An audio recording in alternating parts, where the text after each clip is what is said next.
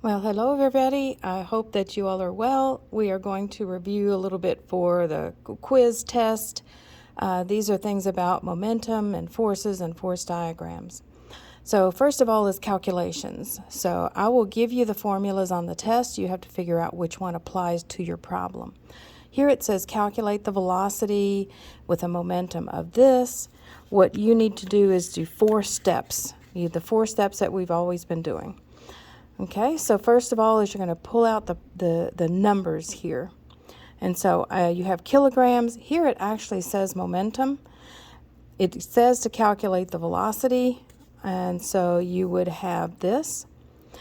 You can find out that this is kilograms because of the units. And so if it doesn't say specifically that this is mass, you should know that kilograms is mass. So if you're looking for velocity, you are choosing this equation. So make sure you write that down, substitute in your numbers. And then number 4 is getting an answer and rounding it, usually 3 to 4 numbers. And then you want to do your units. If you'll notice, kilograms cancel out and you're left with meters per second, which is a unit of velocity.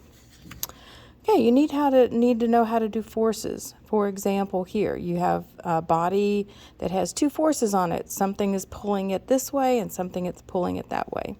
So if they're opposite, you're going to subtract. You get 25 newtons. Make sure you put units.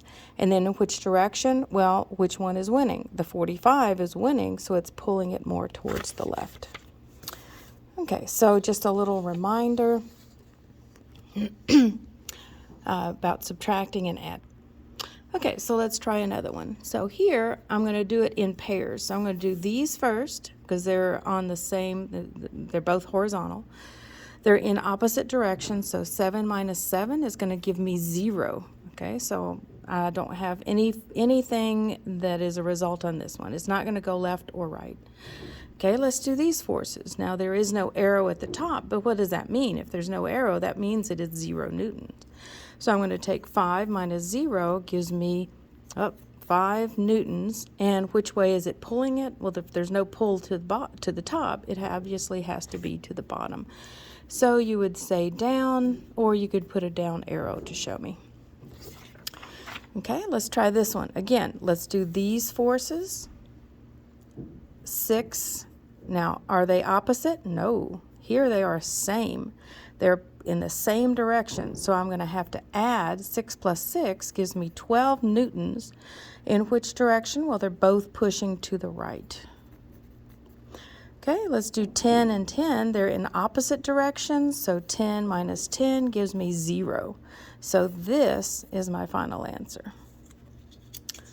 Okay, let's go up to these. Now remember, I hope that you are pausing this video and writing and understanding what I'm going over. You can rewind it, you can watch it again if you want to, but I want you to make sure that you understand these. Okay, so if something is on a horizontal plane, that is going to have 4 forces, and they are going to be kind of north, south, east, west.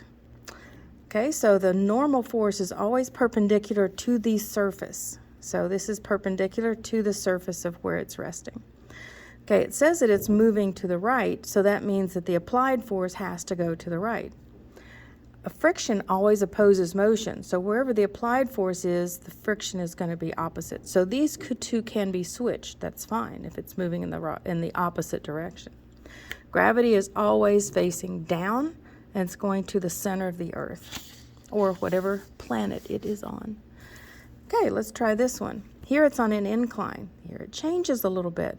Notice that these forces are they're parallel to the surface. And so friction, in this case, it's moving in the opposite direction. So it's moving down. So the applied force is moving with the direction of motion. Friction opposes motion, so it should be opposite. You have the normal force, which is perpendicular to the surface. Okay. Force of gravity is always going straight down. Okay, and Newton's 3 laws, you should know those, okay, because You could say a body at rest stays at rest unless acted upon by an outside motion, and a body in motion tends to stay in motion unless acted upon by an outside force. Or you can combine it, okay, either way. Okay, the second law is basically a formula. So force depends on mass and acceleration, so force is equal to ma. This would not be an acceptable answer on a test because it doesn't explain anything. So if I ask you to write out the law, you need to write it out.